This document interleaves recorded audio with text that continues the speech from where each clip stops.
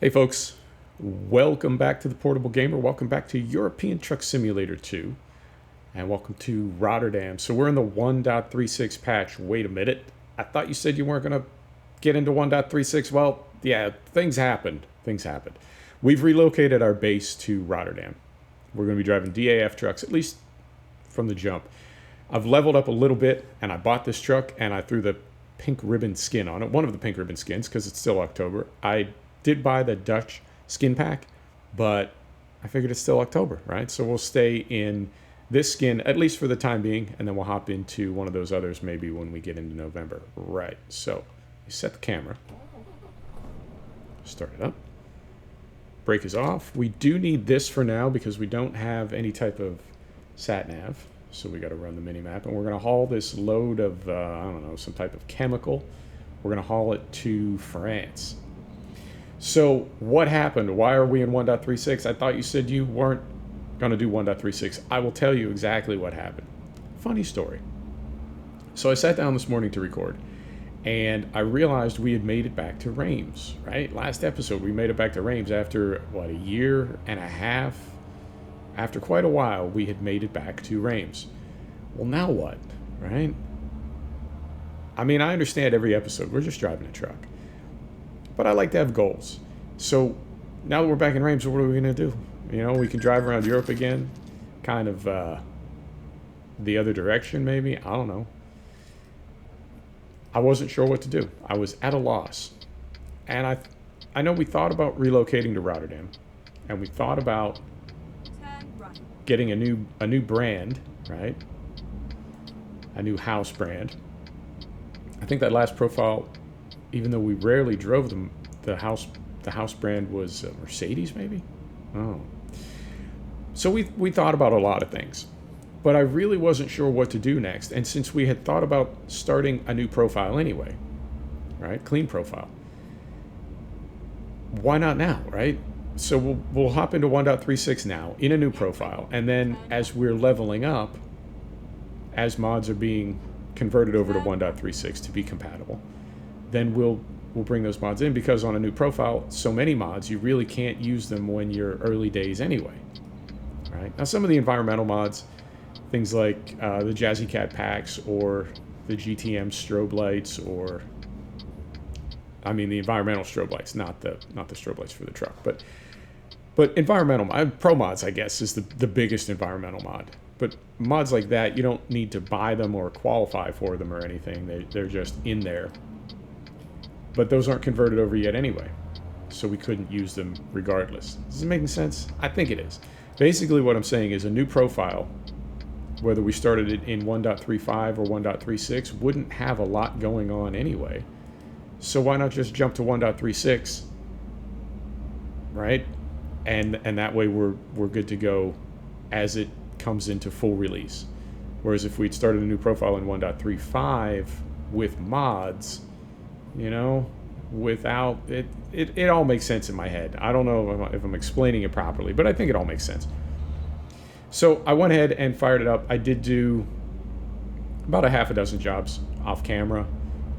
That first one, something that I would really like to see SCS add is an option that when you're starting a new profile, that the game recognizes, hey, I see a bunch of other profiles in here, and they all have config files. And they're all the same. Apparently you like your game set up a particular way. Would you like to start this new profile with that config file for things like key bindings and graphics settings and realism settings and various other things? My answer would be yes. Yes, I would, because the first job that you have to take, like across the street, you got to do it on mouse and keyboard. Oi. Not a fan. And then you can save out of the game, go into one of your existing profiles, copy the config file, and paste it into the new profile, the new save game file. And the next time you boot the game up, all your settings will be there. I would like to see that more streamlined, but that's kind of a ticky-tack thing. It takes just a few minutes to make that first job. For the most part. Very often it's across the street, but I've seen it a couple times where it's like 100 kilometers away, and that can be kind of tedious to do, mouse and keyboard. Although Once you get out on the highway, you can stop and save and then paste config in. I've done that as well. But regardless, it's not a deal breaker. It's just one of those little things. I do see some additional settings in both graphics and the gameplay options. So everything new that I saw in graphics, I just bumped it up to max.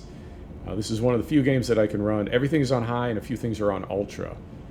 And we are at, right now we're at about 65 FPS. And I'll circle back to that in a minute because there's some good things going on there. And then there are some additional gameplay options, and I bumped those up as well. Detours have been added to ETS. For some reason, I thought they had been there the whole time. I know the roadside incidents had been there, but for some reason, I really thought detours had been there as well. They were not, but they are now. So I've got both of those set to about halfway. In all of the trips that I did as I was grinding up to be able to buy this truck, it never rained once. So perhaps they made some adjustments to the rain probability. It's turned down pretty low, but I know it was raining a lot in this sim, both in ETS and ATS. It was raining a lot. So maybe they've made some small adjustments there. It hasn't rained yet. So we may need to actually bump that back up if it's never raining. You know, that's not cool either. So that's what's going on there. As far as the developer notes for 1.36, and this is, you know, when I mentioned FPS earlier, I know I talk about FPS a lot, but it's a kind of a benchmark for me, for a lot of people. You know, how smooth and fast the game plays on the settings that you would prefer. Well, right now we're at 75 FPS, which is like unheard of for me. Now, to be fair, we're not running any mods, but that's still kind of amazing. I know I did a special transport job as we were leveling up, and this is looking a little twisty right through here, and I've got my trailer and truck stability are both turned like essentially off. So I need to be very careful on turns like that. The special transport job was at night, and special transport is like all strobe lights, all beacon lights. I've got beacon lights on. The pilot cars have beacon lights on. All the police cars that are holding up traffic have beacon lights on. It's just beacon lights everywhere. And even without beacon lights, at night, when you just turn your headlights on and off, you can see a pretty significant change in FPS, or at least I can. And I'm not seeing that anymore. I did not see that. We stayed at 60 plus FPS all through a nighttime delivery. And I'm curious, because we're moving into DX11 now, DX11 exclusively. According to the patch notes, the game will no longer support DX9. And I'm curious if, because there were legacy items from DF9, we can go 90 here, I just saw. I'm curious if there were legacy items from DX9 that had to be kept in the game to make it playable via DX9. And if those compromises maybe weren't in their own way holding the game back or slowing the game down. So as we've maybe gotten rid of those legacy items, and I don't, my tech background is not deep enough in DirectX world to know this for sure, but I'm curious if as they pulled some of those things out and it freed them up to really move toward DX11 exclusively, if it didn't speed the game up. It certainly seems faster and crisper, and there are some, I saw a normal maps setting in graphic settings, max that out, you know, just little stuff like that. But the game, I think, is playing very, very smooth for me. It looks good, and I'm very happy with the technical changes for 1.36 concentrating. As far as the gameplay stuff, detours have been added, like I said. There are some map options that I'm really not 100% clear on right now. One is, as I understand it, you can see your drivers and trucks moving around. I don't know how that's going to look because I don't have any drivers or trucks right now. So I can't, I don't know what I would be seeing if I were seeing something, but as we get drivers and trucks, we'll certainly take a look at that. And then the other thing that it says is you can avoid areas. the fact that it says areas, I don't know. I don't know if you can pin a city and it never sends you through that city, or if you can only pin a road and it keeps you off that road or that section of road. I'm not sure how that's going to work, but we'll find out in time. As far as cities, I mean, if you could click on an entire city and it would never route you through that city, I guess that makes sense. I mean, I would think if you wanted to avoid a city, just don't pick jobs to that city. But, ooh, speeding through there. But that's not to say destination city. Perhaps it's just cities you don't want to drive through getting from one place to another. So we'll see how that works. And I don't know. I mean, typically the game does not route you like right through downtown. It tries to keep you on highways. We don't have a lot of horsepower in this truck, by the way. I think we're on about 350 because this is not much of a hill, but we are struggling. Oy. Early days. So the game typically doesn't route you through a city, but it could be that you want to avoid an area or a city altogether. So even though that's not a destination city for you, you'd never pick it. Perhaps you don't want to be routed through there or near there just the same. I don't know. We'll see. We'll see how it all shakes out. But not, I have to say, not the most like earth-shattering patch I've ever seen. But I'm pleased with it. It's going to add Corsica to the Vive la France DLC. That'll be cool. Another island to get to, more ferry travel. So we'll see. And as the mods come back in, my mod list had become a little cluttered, I have to say, and it will be nice to only bring in mods, you know, to be more selective and only bring in mods that we really like, and also to know that, and I think I mentioned this. I know I mentioned this. I learned that if you start a profile with a dodgy mod, even if you disable that mod, even if you uninstall it, there's still some legacy stuff in your profile.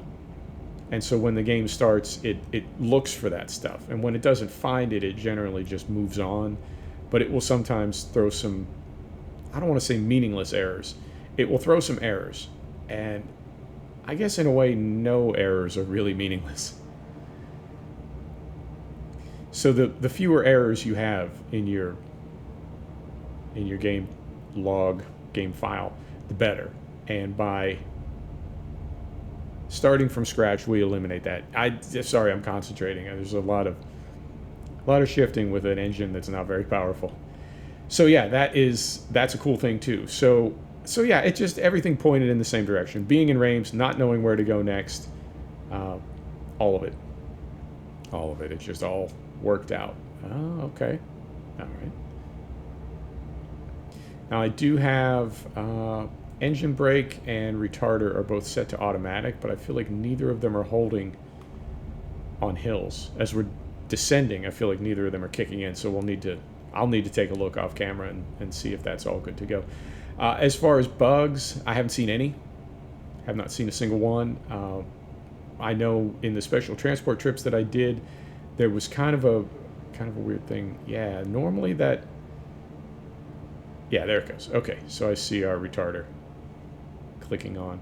Normally in special transport, as you make lane changes, everything goes smoothly. Occasionally, you'll have a car sort of end up like commingled with your road train, and everything has to stop. Your rear pilot vehicle can't do what it needs to do, and so you can't do what you need to do, and it all, right? Like you need the rear vehicle to move so you can move, so you can proc the front vehicle so everything can continue, and when something stops that process, everything stops.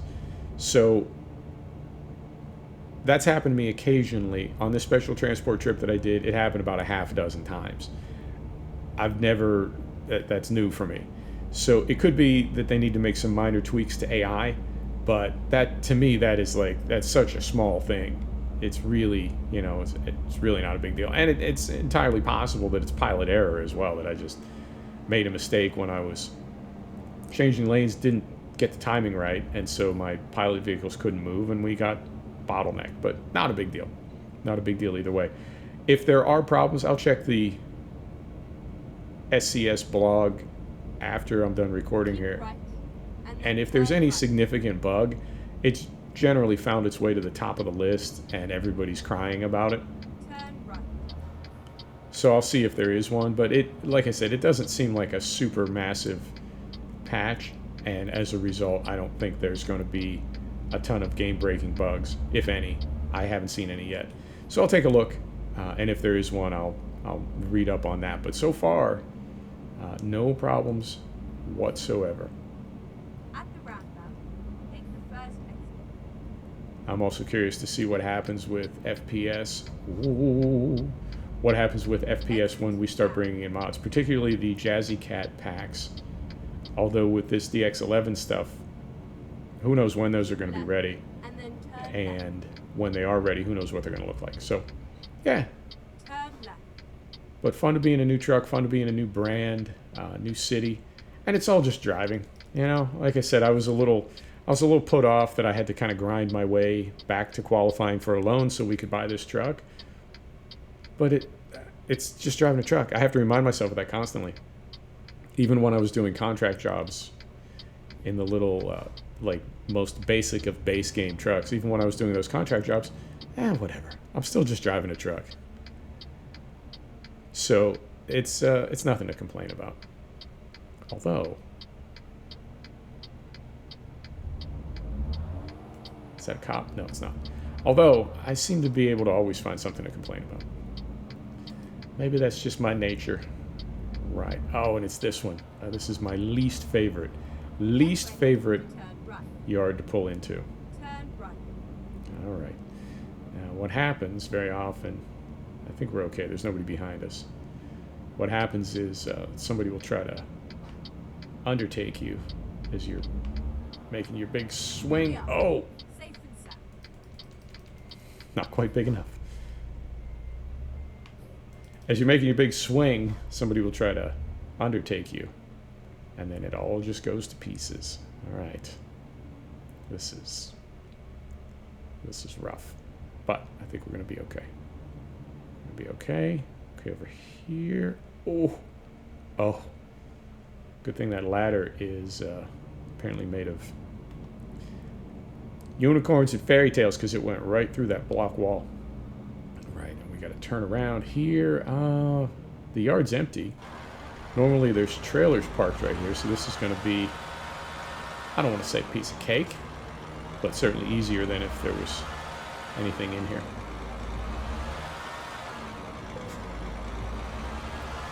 So we'll get swung around here. Yeah, we'll do the Pink Ribbon DLC skin. Obviously this week we did it. We'll do it probably next week. And then we'll switch to something a little more Dutch. I don't know if I'm going to skin this truck. I don't know if we're going to have a company name. I spent some time on Google Translate trying to figure out a good Dutch translation of Portable Gamer.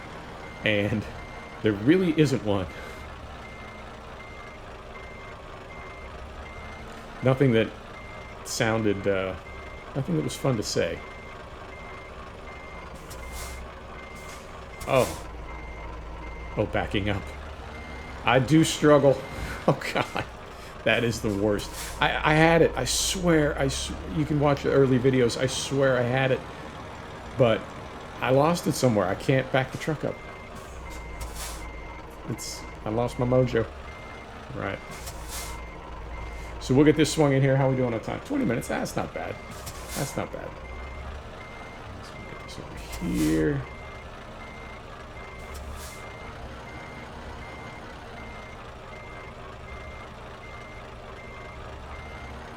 Oh, that is terrible. I gotta straighten it out. I'm sorry. Sorry about the backup beeper, but that's... We can't have that. Right. That's better. That's what we're after. So we're in there straight. Neutral. Set the brake. Engine off. Let's see how we did. And I don't... What are we, level 3, level 4? Still early days. Yeah, we made a little bit of money. Okay, we leveled up. So I'm just maxing out hazmat to start with because that doesn't affect trip length. So there you have it, folks. Thanks for stopping back to check out the Portable Gamer. Thanks for joining us for another episode of European Truck Simulator 2. we'll see you next time. Take care now.